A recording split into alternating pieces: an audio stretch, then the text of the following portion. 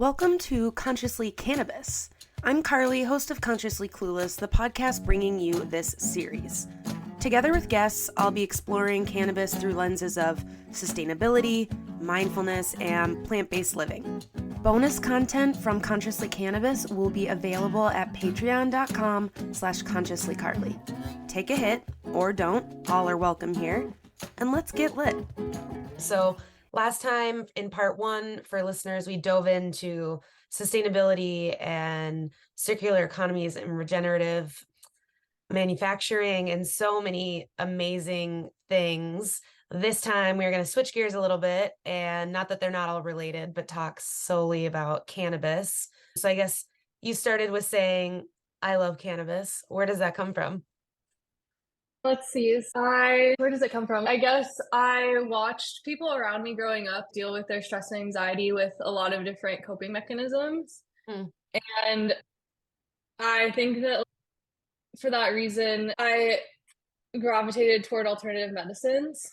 I was one of those kids who was prescribed a million medications by the time they were 8 years old. But I personally refused to do that because I just had a different philosophy about life and mental health, and even at a really young age. And so then by the time I was 15, I was starting to experiment with cannabis for stress relief, and for stress release, digestive aid, and sleep aid.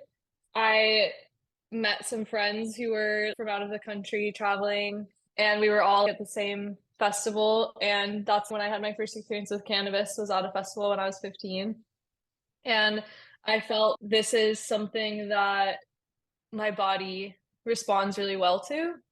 And so that was the whole beginning of my journey, was at this time and age, and just really opened the door. Once I realized that cannabis was helping me because it's so demonized and it's taboo, I realized that it pushed me to explore other taboos. Because I was, okay, if this is Satan, if cannabis is Satan, or whatever you want to say, according to your spiritual background or whatever, or if it's codependency, or if it's whatever. Gateway drug.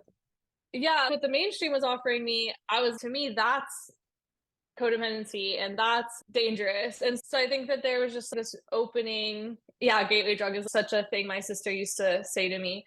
And I totally disagree with that. So I started exploring just everything after it started. Cannabis is the main reason that I started exploring alternative medicines, taboos, and just really fundamentally questioning whenever someone told me this is good and this is bad. Cannabis opened the door for me to be, I think I'll make that decision for myself. And I'm not going to just be afraid of something without more research. And I'm not going to say cannabis is for everyone. Right. That's another huge thing. I don't drink any alcohol, and I don't smoke any tobacco. But people swear that they need alcohol and tobacco in their lives, whether it's just a small amount or a daily user. And where cannabis took me in the beginning was really definitely expanding my ability to relate to the world and question reality and make decisions for myself. And I noticed that the more that I was comfortable and at peace, and this is just me in my home environment, the more I was comfortable and at peace, the more upset that the people around me became, and the more control they wanted to have over what I was doing. Because again, I was fairly young. I was 15, but at the same time, historically, I'm not that young. If you look at human history, 15 is definitely a coming of age time. And I just noticed that the more that I was comfortable and happy and authentic in what I was doing and felt peaceful, really at ease with the universe and grateful. I believe cannabis, and I believe all plants, are really holy gift for medicinal and for health and just sustenance. And so I think that cannabis was a way for me to, just come into my identity as a woman. I'm curious because when I was 15, I wasn't smoking weed yet, and I was definitely being judgmental of people who were. I've talked about that before. But even I think the people that I knew of who were smoking weed, maybe they weren't cognizant of it, but they definitely weren't talking about it being for medicinal purposes. It was at parties or that kind of thing, were there people around you having that conversation? Oh, this is great for digestive aid or anything? Because I didn't hear about things like that until much later. Yeah, people around me, not really. People around me were probably the average teenager who's this is a recreational experience. But I had such high anxiety problems. That's why I was put into psychiatric care when I was really young because I had all this energy and I don't subscribe to psychiatric labels really personally, but they put a bunch of ideas on me of what they thought that my personality was. And so I just knew that I was unhappy in my home life and unhappy in my school and work. And so I just was looking for something to help with my anxiety. And yeah, I can honestly say that's the first thing I was thinking when I smoked cannabis for the first time. I was literally thinking to myself, man, I really hope this helps with Yeah. my anxiety. And because the people I was with felt so calm. And so they were on vacation from Tel Aviv.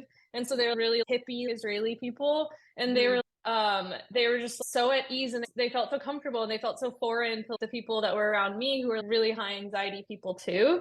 And so everyone was managing their anxiety in my family with Xanax and all these other kinds of prescription drugs. And that was normal. And that was what a person is supposed to do. And that's what a good human does. And so, yeah, so most people didn't necessarily have the experience of growing up in a family that was extremely mentally ill. Mine. And I just found that, so for me right away, yeah, I was absolutely, I think that's what made me different amongst my 15-year-old friends and stuff was that I was very serious about it being Right. for my I can't when my anxiety gets really high I can't eat anymore. That's why I say the digestive aid because so it's not just a stress relief, but if the stress gets too high, then I just can't eat anymore. I know there's a lot of other people who have that I was gonna say, problem. yeah, I relate to you. If I'm depressed, I'll eat a lot, but if I'm really anxious, I won't eat for a couple days. Yeah, totally. And then I get fatigued because if I'm not eating, then I am sleeping because I don't have energy and I'm just having anxious dreams. And yeah, I took the SAT high. I got almost perfect score on my SAT so I'm just saying everyone And has their own thing, their own coping mechanisms and their own right, of course. medications. And some people take mulberry to lower dopamine levels or prevent Alzheimer's. That's just another plant. Yeah, so you were having these experiences where you were thinking about things that people at 15 who have the privilege of feeling safety aren't thinking about. So it makes sense that you would think about weed differently too, right? Because you're already having to see the world differently. Yeah, totally. Thanks for sharing that. I'm sorry that you had those experiences growing up. I think it's common. I think that's the mark of this time period. And I think that we're all coping with it. And I just have so many friends who have been on these prescription medicines. And then once they start experimenting with plant medicines, whatever it is, whether it's peyote, ayahuasca, psilocybin, ganja, whatever, stevia is a substitute for sugar, and sugar can act like a drug in my body and I know in children's bodies. So once we start just experimenting with what the earth provides for free, I think that it definitely expands new horizons. And I have friends who've gotten off antidepressants, gotten off antipsychotics, anti-anxieties, and Ambien and all those and Xanax, all those sleep aid medicines. I have so many friends who have been able to get off that stuff because they grew up in a household, mine maybe, where they just their parents were, you're not behaving according to what society wants and needs. And so in order to become a high functioning member of society, you need to take these pills or whatever. And so ganja is not my cure all either. I Right. would say that. And I can abuse ganja just like anyone. And everything it really is about being finely in tune with your own body and not ignoring its cues. And I also consume cannabis differently now. I dab, so I vaporize concentrates, and I eat cannabis. And I don't really smoke. I'll do it on occasion, especially if I'm on my friend's farm where we grow cannabis. But other than that, I'm not really interested in smokable cannabis because it's just because I know I'm a lifelong user and I'm not a recreational user. I know that this is just the best route for my health. I am curious, and if you don't want to share, that is totally fine. But given it seems the strong reactions people in your life had to cannabis use growing up, I'm wondering now as an adult who uses cannabis medicinally, and you also have made this badass business surrounding sustainability, cannabis being one part of that. But Is there any kind of change of heart for people that didn't get it before that are, oh, you're a functioning, contributing human of society? I'm a functioning stoner. Yeah, Right. I think that there's definitely been a change of heart in some people, not everyone, because I think some people are just gonna, and that's fine. Again, that's their reality. I also think that I can function sober. So I don't want to say that I'm totally dependent on it. It's definitely a choice, and that I've taken years of my life to be sober. But I don't think I have to be, is the point. I said I've tested myself in intellectual capacities and in high stress situations. And I just do better with cannabis. And that's cool. But no, so I think that honestly, when it comes to my family, we're not in communication. So that's the route that I took with my life. And it's much bigger than the story of cannabis. It really has to do with mental illness and a lack of safety. What but what I can say is I meet people every day who change their mind about it after they meet me or after they consume psilocybin or something like that, where they're really curious because whatever they've been doing isn't working. So I find that's when the most curiosity happens, is people who have a routine and they have some kind of strategy and it's not working for them, then they're interested in what do you do? And also there's so many molecules in cannabis and terps in cannabis. And so you might not be someone who does well with THC, or you might not be someone who does well with certain strains of sativa, certain strains of indica, because the genetics are really vast. I've have almost never had any negative experiences with cannabis. And if I did, it was probably just because I was consuming a little bit too much in the wrong time. But that's not really the cannabis that I feel that was just my misjudgment of the situation. And I know that there's CBD and CBG, which is what my friends really focus on, which is, so there's a distinction between hemp and marijuana. And so hemp has very low ratios of THC generally. And so it has other presences, CBD and CBG higher. So my friends grow technically out of cannabis, they grow hemp, Mm. and then they create concentrates, smokable and also edible. But there's people who are ordering from the farm who have brain tumors and stuff that are looking for solutions for massive health issues much greater than mine. And I think that's where the most interesting science in cannabis is being done in terms of medicinal usage, is the idea that this could be regenerative. This could be regenerative medicine. This could be anti-aging medicine, and it could be also anti-cancer. And so all of that makes me really curious. And I know that there's still tons of research to be done, but I also believe that you have to place your faith where you feel comfortable when it comes to managing something, cancer or dementia or Right. preventing Alzheimer. And again, I hang out with people personally. I grew up in a very medical household and very scientific background. I mentioned last time we spoke, my grandfather's a physicist. My dad is a really traditional Western doctor. And so I grew up in a hospital. From a young age, I grew up in one of the country's most reputable hospitals. And I watched how sick people lived and died every day. That was just normal for me. And when I would go around people and I still feel this way, whenever I see someone who's really healthy or really at peace, I want to go and absorb what their practice is, not because I necessarily will do the same thing, but just to understand what has brought you to all this peace. This is your story. This is so amazing.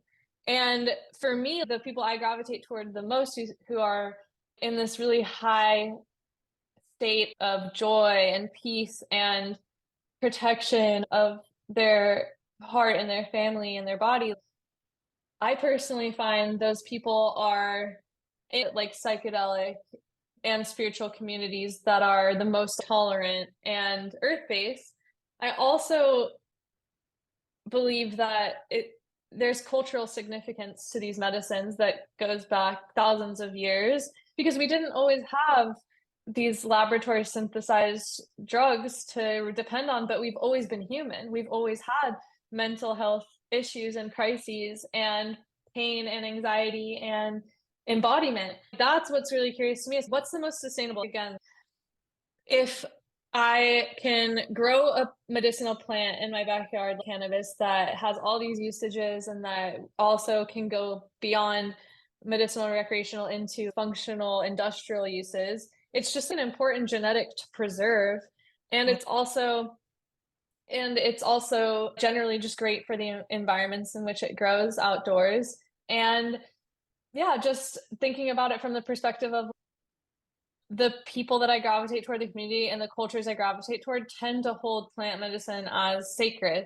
And I think that is where I'm going to remain, because I feel that's where I'm gaining the most truth and peace and sense of connectivity across cultures. And I think that's another important thing, because when I think about how people degrade the environment, if you don't believe, even if you don't believe cannabis is sacred, but if you believed pine trees were, or mountains were, or water or rivers were sacred, I think that our relationship with the world would be so much different. And yeah, that's just that stream of thought, is the people that I find comfort and peace with tend to believe in earth-based spirituality and practices and ceremony and the sacredness of being able to be on earth, instead of seeing it as a punishment or as something that we're here to merely survive, or instead of being the grounds for warfare. I believe that, yeah, from everything. I think it's funny because cannabis really brought me to sustainability, because cannabis was the first plant that I actually loved. And then it made me start to want to know about what's going on with biology, because this is so cool. So And cool. yeah, cannabis is such a cool plant that it makes me want to know about the whole water cycle and climate, because I was 15, I was learning climate science. I probably learned about it when I was 14, so it was right at the same age when I was, okay, if climate science is real and we're really poisoning our air and water with too much particulates of greenhouse gases, then what else are our assumptions just leading us, our habits just leading us toward? um and how much are we just accepting as being, because it's normal, that it's good? And this is a huge, this leads me to wrap up this part of the conversation. I was studying philosophy then in university later, and one of my favorite philosophers, Socrates, was famously asking teenagers in Athens, myself, he would be, is something good because the gods love it, or do the gods love it because it's good? And I think this is the fundamental question that I feel I was handling with anything, with cannabis and anything. Is this good because people love doing it and people are in the habit of doing it, or are people in the habit of doing it because it's good? Because it could be either one at any time. And I really am a deep believer that everyone is so uniquely individual. That's why I wouldn't come in and try and prescribe on someone nonstop, because to a certain level, yes, experts need to offer prescription and advice, but the ultimate and final expert on anything is ourselves. And we have to make those health decisions at the end of the day for ourselves. Otherwise, we very well might be accepting more sickness into our lives and more stress, because I think that's my basic assumption about what I was seeing from my friends who have been heavily medicated, and my parents and my sister. I feel that medication has the goal is to be off of it, not to be dependent on it. And the same thing with cannabis. If I can't get access to cannabis, I don't want to have a meltdown about it. So Right. I have to be flexible, because it's with everything. I'm a survival person. In general, I really believe that I should be able to adapt to any circumstances that happen. And that's what surviving means for any animal. And yeah, just there's the fine line between comfort and dependency. And that's what everyone has to examine in themselves. And I just encourage everyone listening to walk in the path that makes you feel more and more alive and more at peace. Because if that can happen together, then I think we're all going on the right path, even if we're using different modalities. So you mentioned for you, cannabis was a gateway to sustainability.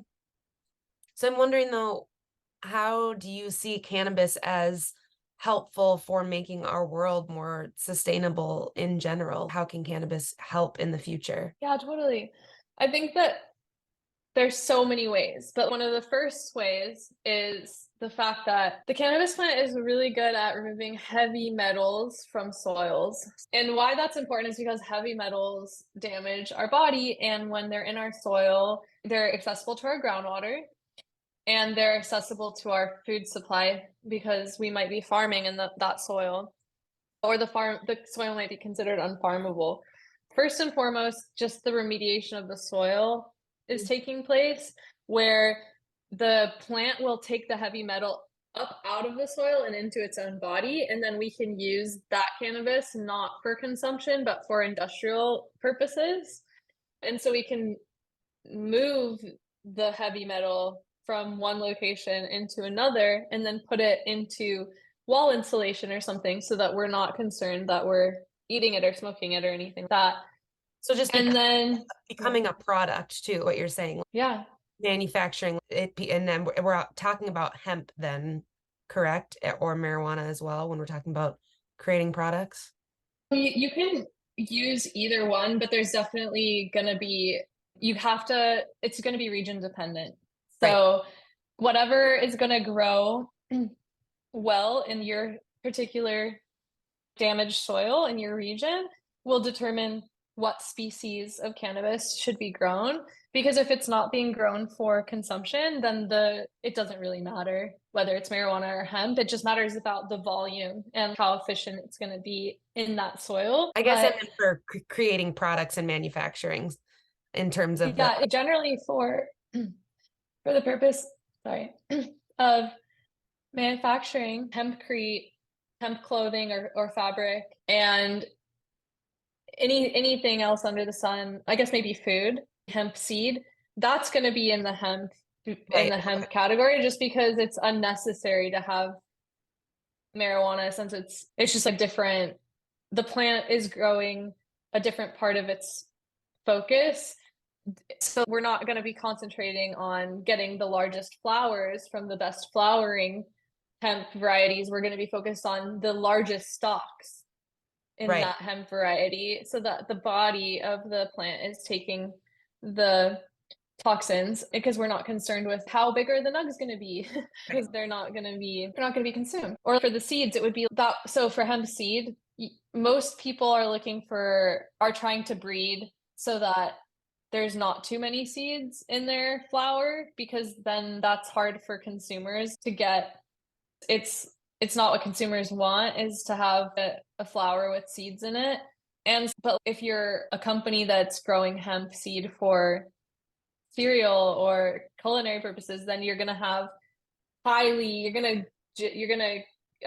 breed your plants and select your plants based off of the most seeds that the flower can produce.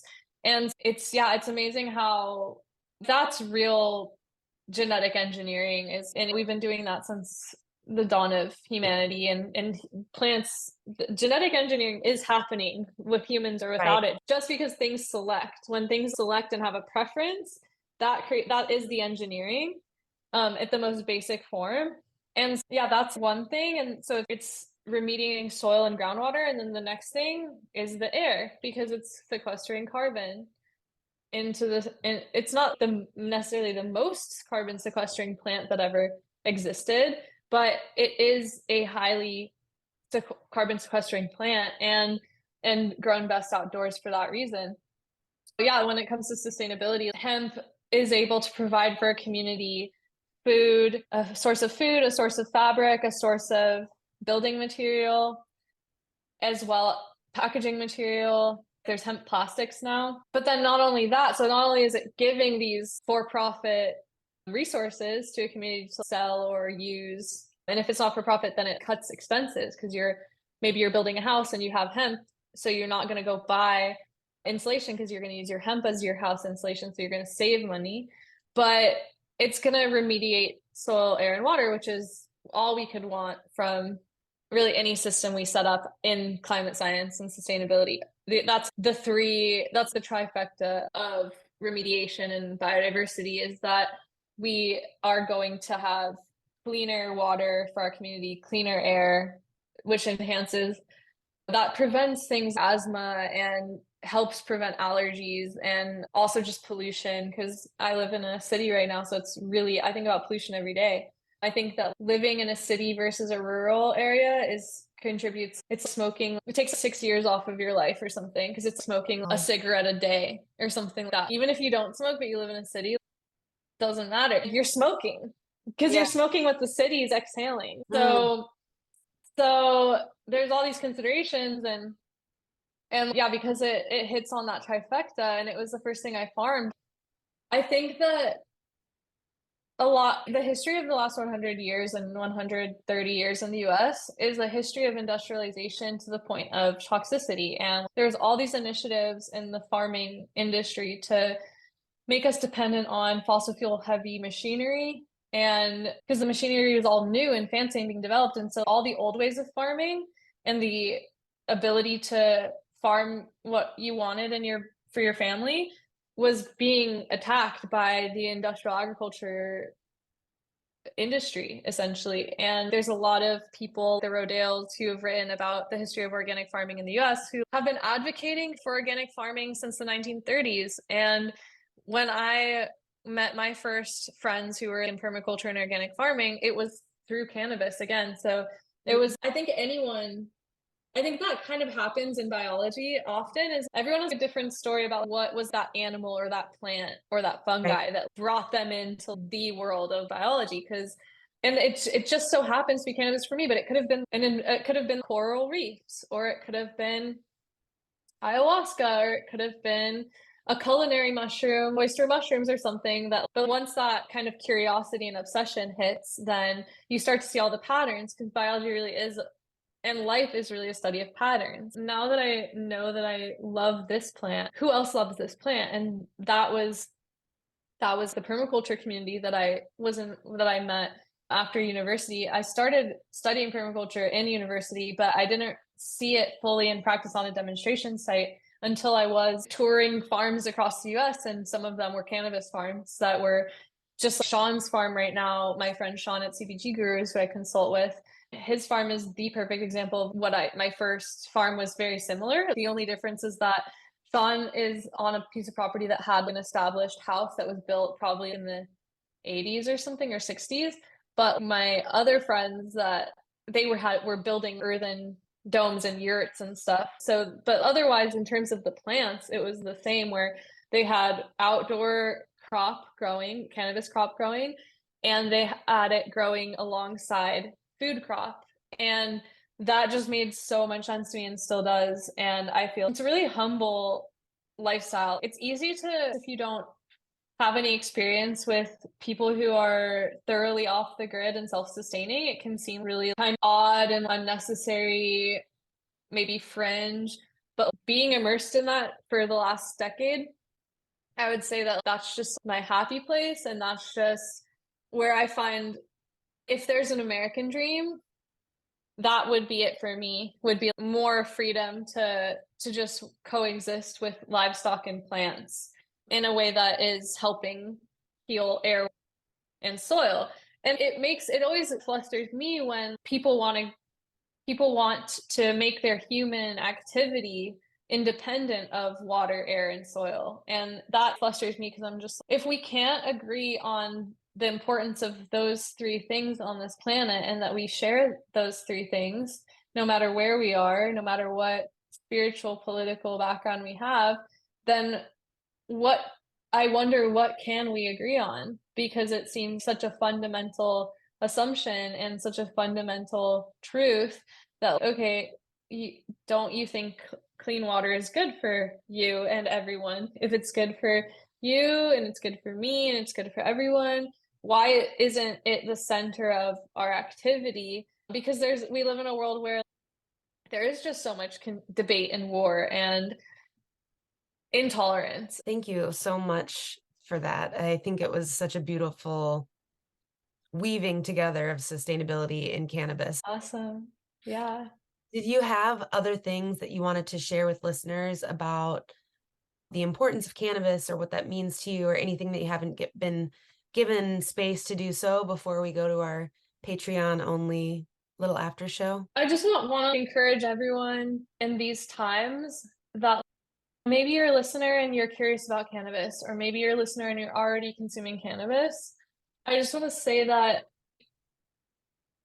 your inner peace and your joy and your vitality are the most important things. And even if people around you don't understand cannabis and its purposes and its validity, that we don't have to internalize that as us being wrong or damaged or dependent, because everyone's dependent on something. I say this all the time because people will be like, I'm sober, and I'm, yeah, but you're dependent on water and food. We are all dependent on something. Just continue to seek community and peace, joy, vitality, and I think that the answers will come. But yeah, just the authenticity has to, I think, living the life that reflects who you really are and how you really feel will be the most rewarding. I love that. Yes, it's a good reminder, because it's one of those things that when you hear that, when you're listening to that, you're, of course, I should live authentically and I should be doing that.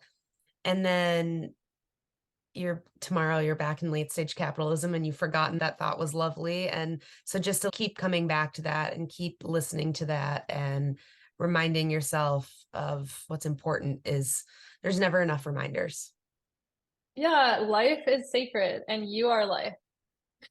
Yes, everyone listening, soak that in, go back 10 seconds, listen to it again, because it's so real. And I know sometimes things that, and I know that you're not coming from this perspective, but I know sometimes people feel, oh, that's woo, or I feel silly talking about being connected to everything. But once you get rid of that bullshit and don't care about that anymore, and you actually see that, it doesn't make you a less funny person or someone who doesn't do XYZ or whatever. So I just want to remind people that maybe something feels impossible or you're being told it's impossible, but ultimately humans are amazing and that's up to you. It might feel impossible. Let's embrace the impossible is my thinking, especially because that's what, if we didn't believe that there was a future for humans on Earth and that we couldn't correct our wrongs and find more peace and tolerance and joy together, then the show would be over. Right. And we'd be able to just continue to make things worse and take no responsibility for the future and for our actions. And I just can't, I'm not compatible with that reality because I believe that life is meaningful. And so if life is meaningful and life is sacred, and it's really simple, that then my choices have meaning and my choices matter. Not in a scary way, not in a way where, oh no, every decision I make, I could get lightning struck by God. Because I don't think that spirit and cosmos wants us to be afraid of that. I don't think that's healthy functioning animal behavior. Right. So instead, I think of it more as it's our honor to be here. So let's honor this unfolding. Thank you. Thank you for that. Thanks for listening to an episode of Consciously Cannabis. If you're not ready for this episode to be over, don't worry. Every Consciously Cannabis episode has bonus content. Sometimes guests and I will smoke together. Maybe you'll see some of my friends and I toke up. Who knows? Go to patreon.com/consciouslycarly and get all the bonus content. And thank you so much for listening to this new series. If you enjoyed it, remember to hit subscribe wherever you listen to your podcast. Share it with a friend. Tell someone you know. Anything helps, and I so appreciate it. See you next time.